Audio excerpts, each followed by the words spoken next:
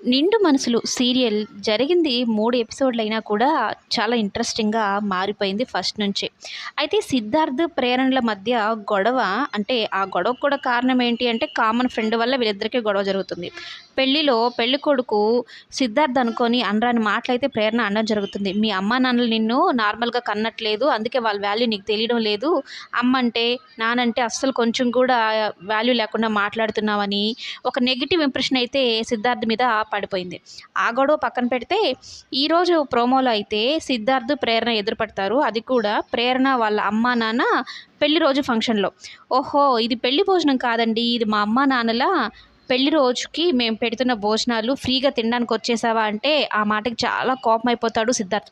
తను మామూలుగానే ఇండిపెండెంట్. వాళ్ళ నాన్న అంత ఆస్తున్నా, వాళ్ళ అమ్మా, నాన్నలకు అంత ఆస్తున్నా కూడా తను ఇండిపెండెంట్‌గా బతుకుతున్నాడనమాట. తన కష్టంతోనే, తన సొంత ఐడెంటిటీతోనే బతుకుతున్న అబ్బాయి.